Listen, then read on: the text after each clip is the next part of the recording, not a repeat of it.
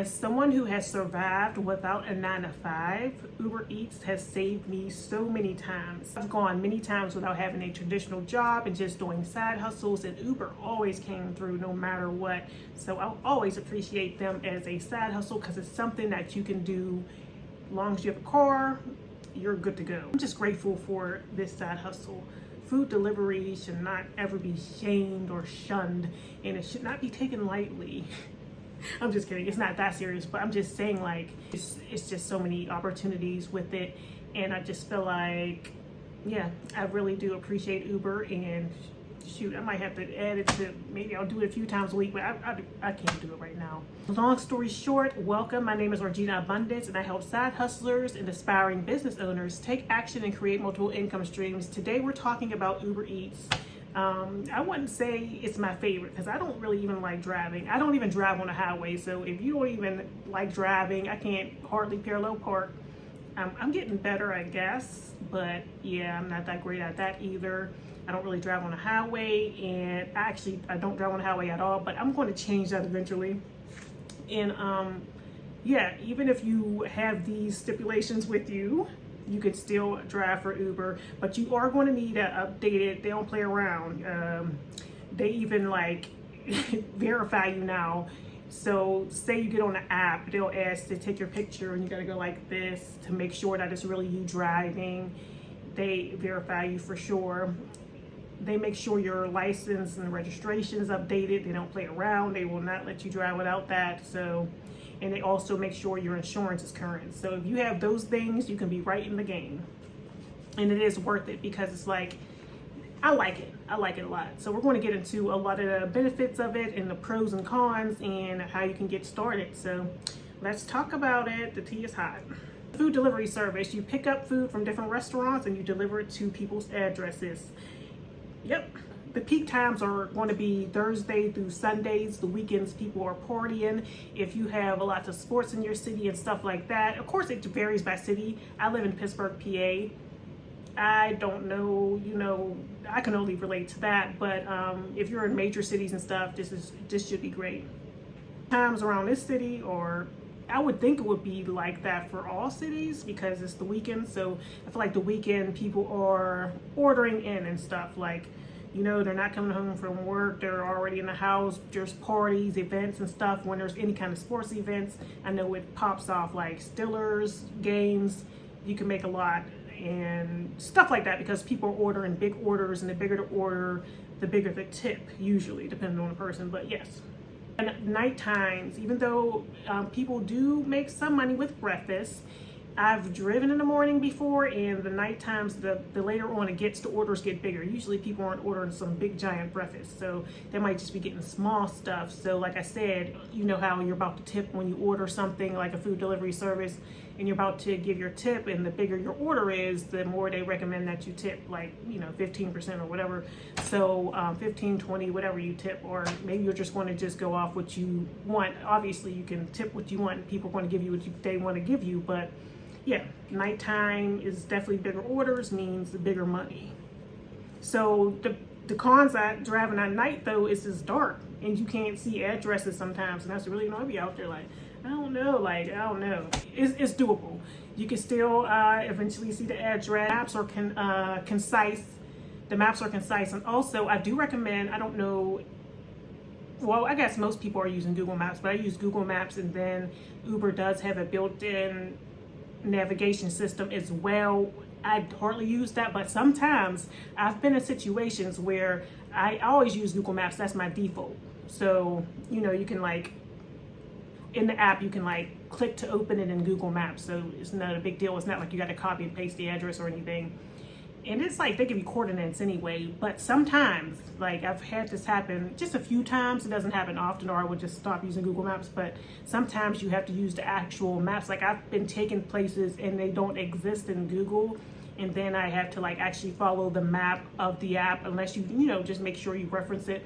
Actually go into and use the actual app that they provide in the Uber app. If you use that map, you'll be able to get to the destination. Just letting you know that if you didn't know, because I was like, oh my goodness, I got to a place, I'm like, this is not the address, and then I had to actually use the actual app's navigation. So that does happen sometimes, but like I said, it's rare. But just a heads up, when you're out there, you just got to have your boundaries. What's your goals, how much you want to make and stuff, of course, but only accept orders at a certain amount of miles. So if you only want to accept orders that are $1 a mile, at least, like at the minimum. I mean, of course, if you can get something better, you can get something better. Or you want to only accept orders that are at least paying $2 a mile. It just depends. What is you want to do? It's up to you. Just know that, yeah, you might be getting hit with a lot of, raggedy orders, and then eventually they might send you something good, but you keep declining them, and find whatever it is that that works for you. And also have a minimum. So if you're like, okay, I'm not taking anything under $8, or I'm not taking anything under $10, $15, whatever your preference is, make sure you have that in mind as well. As like, okay, so you don't even have to think about it. Yeah, you'll have multiple offers. You're able to decline the ones you don't want. They do have a program. I was in Uber Gold. I think that there's different tiers. So if you accept more orders, you can be in a higher tier, and they're supposed to give you better orders. But I feel like that's not really true. My brother actually does this, and I feel like he doesn't do that. Like, he's real selective of the orders that he chooses, and he still gets good orders. So I just feel like there might be something to it. And I do feel like I was getting better orders when I was in the program. I was getting decent ones, but I just didn't feel like it was like, I'm not going to make no money, because I was still, hit my goals when I wasn't in like the program. So don't put no pressure on yourself. I wasn't even trying to get in the program. I wasn't trying to get no certain acceptance rate, but I was just like, had these things like I wouldn't accept certain orders. I had my criteria of what I was willing to accept. Okay. So another thing is, stay in familiar areas. I see that when they send you the address on the app, that they don't put the actual zip code in there. You mainly see the place you're going to go to, and then they kind of show you, they tell you like a destination, like the 2 streets is going to be pretty much nearby, but they never put the zip code in there, and that can get kind of tricky. So kind of try to see like, okay, is this somewhere I know? And it will tell you how far away from it is, like to you or whatever, like how many miles it is away, because you might accept something and end up somewhere you don't want to be. Way further out, you're not familiar with the area, and just try to stay in a familiar area. I never did DoorDash, but I did hear with DoorDash, they actually try to keep you in that area, but Uber will take you all the way across everywhere. Like, they'll put you anywhere. They don't even care. Like, they'll just send you anything at this point. Put you closest, obviously, but they don't care. If you get, if everybody keeps declining the orders, all the drivers, they gonna send it to you. They don't play. Keep in mind that you can do multiple orders too, so those are definitely worth it. And just keep in mind that customers might get impatient when you are driving and their orders next. Like, sometimes customers can get that way, or you have those customers that will text you before you are at the store, which is cool or whatever, like, oh, can you pick up some extra ranch or something? So yeah, so sometimes customers will message you, but sometimes you be driving and you miss those messages, especially if you're just trying to focus. Like, I've done that. I'm like, oh, I didn't even see that until like I went to go deliver orders, because I'm too busy, being too busy. And I do have actual footage of a lot of Uber Eats. I think I have like at least 6 videos maybe of me actually doing Uber Eats in the Pittsburgh area, and I'm just like showing you like how much I made and everything. Those are fun times. I personally don't think you should accept shopping orders, because I've been burnt way too many times. I don't even have it listed. I do have it to where there's also a thing where you can deliver packages. I do have that ticked off, so people will like pick up this package from here to here, and then but usually those packages, I don't think I ever did a package, but if it's worth it, I would. But I never did a package. Interesting. Anyway, so yeah, I never did a package before, but I have it ticked on, so like they'll say, oh, deliver this package from here to here or whatever. So The shop orders, the reason I say don't do it is because no, I feel like I've gone to Walmarts and stuff. Oh, you're just gonna be a big order or whatever, and you're supposed to just go in and get the order and then it'll be ready and load in your car and keep it pushing. That is not the case. Like, I feel like the shops, I've been burnt because the order's never there or ready when I get there. It's just like you'll go there, waste time, call customer service, and they might reimburse you a little bit for wasting your time, but it's just a waste of time. And also, yeah, I just don't bang with all them little shop orders. I don't do it personally, but if you want to try it. But I'm telling you, like, those shop orders, man, like Walmarts and stuff, no, just restaurants through and through. I don't got time to be playing with these actual stores, and then they can't, you park there, you got to go in. Like, it's just, it's too much. When a restaurant, you're going in there and you know where to go find the people to help you out. I feel like with the stores and stuff, they're like, oh, go this way, go this. I'm like, this is too much. You're waiting in a little, they say, oh, pull up to the little number in the back, and then somebody will come out, and then nobody comes. It's just, don't do it. Don't do it, please. Okay. The pros of Uber Eats, I've already listed a few or said a few, but that is very flexible. You can be like, okay, it's something you can do on the weekend. It's something you can do during the week. It's just something you can do at any time, even late night. I mean, the orders do slow down the later it gets, because a lot of restaurants aren't open 24 hours. So of course, like, whenever the restaurants close, whatever. But there are some 24-hour restaurants and stuff like that, but you can pretty much work anytime, which I like. It's flexible whenever you're ready. The only thing is the self-motivation. You got to be motivated. That's the thing with me. I was like, man, I'm going to do Uber, yeah. And then I'm like, there's nothing there to push me to do it unless the bills is coming up. You know what I mean? So it would be nice to just do it for some extra cash or whatever if you have the time. But if this is your main source of income, you got to have that, and that will hold you to it. I'm telling you, because there's times I didn't want to do it, and I'm like, I gotta get these bills paid, so I have to do it. But I do recommend not doing that and getting a schedule together so you can kind of be like, okay, I'm working Uber every day. Like, just kind of try to set yourself up, even if you don't have a 9-to-5, like a 9-to-5 or whatever. Just pick your hours, which is great. You get to pick your own hours and just do it. That's what I recommend. I like that the food's already ready. You don't have to go in, you don't have to shop, you don't have to save too much. You just go get the order and deliver it, okay? And people are usually happy to see you because their food's here. Most people are contactless. Now, I don't know what happened, but some days I feel like it's back to back. Like, people actually want me to, come to the door and stuff like that. That's a little, I don't like it. I like to just drop it and go. Like, I love that. And just take the little picture. They ask you to take a picture of the order, and then you can be out. That's what I like, but I will say you might have to interact with some customers, but most customers still do leave outdoor. When I order food, I do leave outdoor too, but I guess people just, they're like, don't leave my food outside. I can feel that. You can make as much as you want, as long as, I guess, the food's available or you're getting good orders, I guess. That you can make as much as you want, as long as you keep grinding, but yeah. And then they used to have incentives, but I'm not sure if they still do. I haven't done it in probably, I don't know, 6 months or so. Probably since the beginning of the year. Incentives and bonus, like, oh, do so many orders and you get extra bonus money. I hope they're still doing it. Let me know in the comments below if they're still doing it, if you ever did Uber. If they still have incentives like, oh, deliver so many orders between this time and you get a little extra on your check.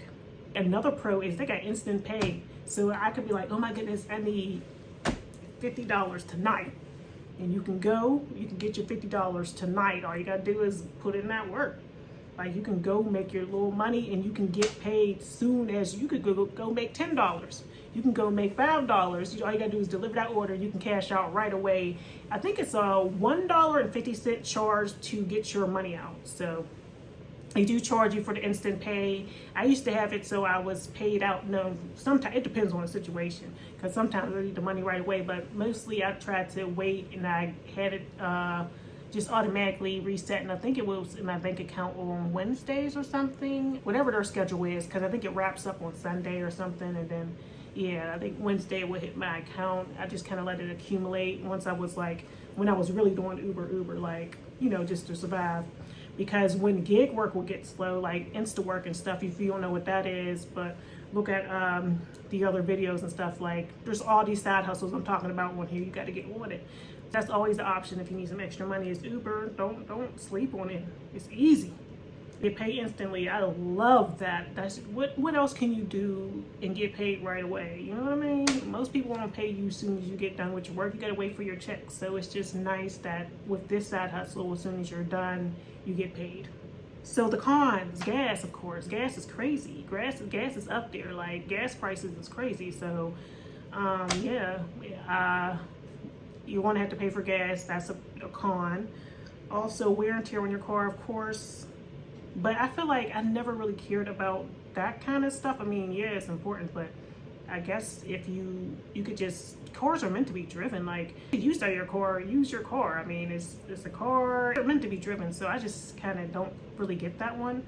Cars are meant to be driven. Like, yeah, you're gonna put miles in your car. Ooh, wow, big deal. Life goes on. I've never really been crazy like that. Oh, so many miles. Oh, well, I'll just get a new car or whatever. I don't know. I just feel like it's not that big of a deal.